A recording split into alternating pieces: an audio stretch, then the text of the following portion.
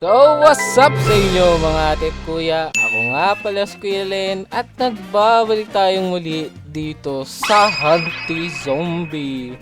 So mga ate kuya, makikita ninyo, may weapon akong bago. Yung great sword na kuha ko, napalitan ko yung guitar ko. And yung pinaka-importante is meron na tayong 1 million coins. So mabibili na natin tong tinatawag na site kasi level 10 yung requirements, level 49 na ako, tapos 1 million, pero yung dagger 7 days pa naman, kaya okay lang. So makakapag-ipon pa tayo ng 1.5M. Medyo matagal nga lang, ang hirap niyang i-grind kapag solo ko lang. Nakatatlong deaths din ako kaka nightmare, tapos puro nightmare sewer lang ako simula nung nakakuha ko ng great sword, tapos bigyan ko ng trait na maganda yung aking dual gun. So papakita ko sa inyo, yung dual gun ko is merong prodigy which is yung 0.05.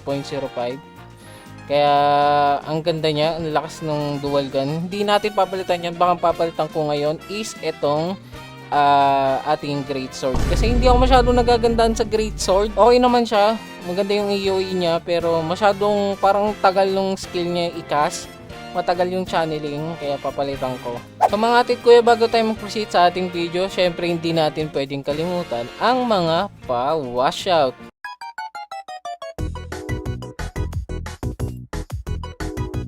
So let's go mga atit kuya, bilhin na natin tong site. Hindi ko alam kung gaano kaganda tong site, pero sabi nila maganda daw to, so kaya bilhin na natin. So ayan o, nabili na natin yung site. Saan ko makikita yung site? Saan ko makikita yung site? Nakakuha ko yung site pero hindi ko alam kung saan siya nakalagay. So dito siya nakalagay. So pwede ba akong magpalit? Yung great sword yung gusto kong palitan. Ayun, pwede kong palitan yung great sword. Ang papalit natin yung site. So hindi ko tatanggalin yung aking tawag dito. Ay, ano to? Yung site permanent na to. Pwede ako mag-site ulit. Pwede ulit akong magpalit ng... okay. So gets ko na. Etong sight tsaka dagger is parang permanent weapon sila. Okay. So, pwede ko silang ipalit anytime, no? Yun yung pagkakaintindi ko kasi meron sila sa inventory. So, yun pala yung nagagawa, no? So, try natin bigyan ng magandang trait tong sight kung makakakuha tayo. So, tingnan natin. Agility Beast! 2.5%. Magre-reroll pa ba ako? Hindi na siguro, no? Okay na muna to, tong Beast. Kasi konti lang yung trait reroll ko and 0.5 yung prodigy, masyadong mababa. Okay na sa akin yung beast.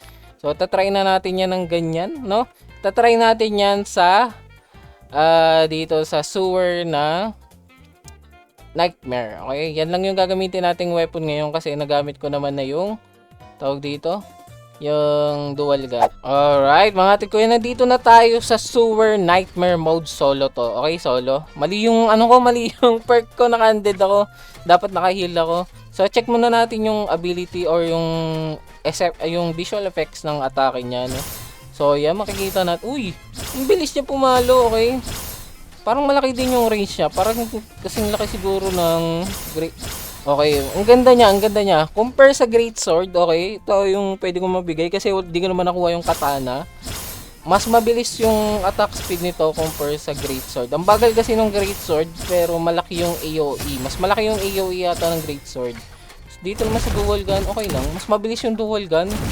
Yeah, mas mabilis yung dual gun. Pero ito kasi, mas malaki yung AoE. So, try natin ng i-ano lang natin tong mga zombie. Basic attack. So, makikita nyo, hindi pa ako nababawasan dahil hindi rin sila makalapit, no? Maganda so far, maganda siya. So, maganda siguro parisan to nung vampirism ba yun na, no? Wala kasi hindi pa ako nakakuha ng magandang perk. Ayun, nabawasan na tayo tuloy. Tayo lang natin tong zombie na to. Okay, na ngayon, check na natin tong mga ability ko. Unahin natin tong Frenzy Ravage. So, tingnan natin dito sa chef. Uy, ang tagal nun na. Para siyang yung first skill ng Great Sword. Yung parang nagiging paikot-ikot. Pero mas matagal to. Wait lang, pakita ko sa inyo. Bakit ganun? Ang tagal ng niya. Tapos para kung may iframe ata. Para siyang may iframe kapag nakaganon, no? Gusto ko yung mga ganong skill katulad nung sa dual gun. Yung pangatlong skill ng dual gun is parang may iframe din siya. Hindi ka tinatabla ng mga damage kapag nakaganon. Unless masabugan ka, okay? So tingnan natin, try ulit natin. Oh, ang ganda nung sight. Ang ganda nung sight. Ang ganda niya. Oh. Ngayon try natin tong Searing Wound. Searing Wound, try natin kung maganda. Searing Wound. Uy. Parang isang malaki ang slash lang siya. So parang similar nga lang din sa ano, sa Great Sword. May ganun din yung Great Sword. Pero ito is mas mabilis. So, try natin tong last. Ito yung pinakahuling skill niya. Feral Cadenza. Huh? Ulit. Parang ano, parang medyo mild lang yung ability na yun. Tatry ulit natin. So, ayan. Tatry natin tong Feral Cadenza ulit. Okay, so malaki siyang slash na 2 times ata. Para siyang malaking Searing Wound. Hindi ko alam kung paano combo dito. Siguro ang combo siguro dito first, third, tapos second, no? Boom! So, one thing pala natututunan ko habang naglalaro nito ay nagka-grind. Pwede kang mag-skill habang nagda-dash. So, nakikita nyo, di ba? Mag-i-skill ka muna, tapos pipindutin mo yung dash para ma-extend yung ability mo or gusto mong makapwesto ng maayos. Katulad nito, pwede ata to just Z. Hindi ko alam kung ma-redirection natin. Kasi nagagawa ko to doon sa guitar. So, try natin. Diba? Padiretso lang tong Z ko, yung first. Oh, parang wait lang, ulit. Ulitin ko. Kasi nagalaw ko yung mouse ko eh. So, diretso lang yung tingin ko. Kailangan kapag kinuko pa W, ay pa D, pupunta siya ng D. Okay? Oo nga, nagana siya. So, nagana siya almost similar dun sa guitar, no? Ganun din yung sa guitar, yung last skill ng guitar na re-redirection mo. So, patayin lang natin to. Try nga natin sa boss to. Ay, speaking of ano, skill, try ko tong ulti. Ooh! Uy, ano nangyari? Bigla na lang sila namatay. Hindi ko alam kung ano yung pinaka-effects nung nangyari, pero namatay yung mga kalaban. Pero favorite ko pa rin talaga tong ano, dual gun. Masyadong masakit yung dual gun eh. Lalo nang may prodigy ako. So yun, madali na lang sa akin yung ano, yung nightmare talaga. So guys, bibigay ko lang sa inyo yung final thoughts ko about dito sa site. Yung site is maganda, which is kasi permanent nga siya. Pwede mo siyang i-equip anytime you want. Kapag may pangit kang na-reroll na weapon, so pwede nyo siyang equip, yun yung maganda. And maganda siya kasi ano, mabilis lang yung parang cooldown ng every attack niya. Mabilis lang compare sa ibang weapon. Pero para sa akin yung dual gun pa rin is one of the best. Ewan ko, for some reason ang sakit ng dual gun talaga. Lalo na kapag yung sa pangatlong skill niya, para siyang naka-immune. Ewan ko kung parang iframe na yun, pero ang ganda niya. Also yung laro, maganda yung laro talaga. Pero as of grinding the 1 million coins, no, parang nakakatamad siya na paulit-ulit kasi kulang ng playability. Kumbaga iisa lang yung map, tapos iisa lang din yung pattern lagi ng map, no?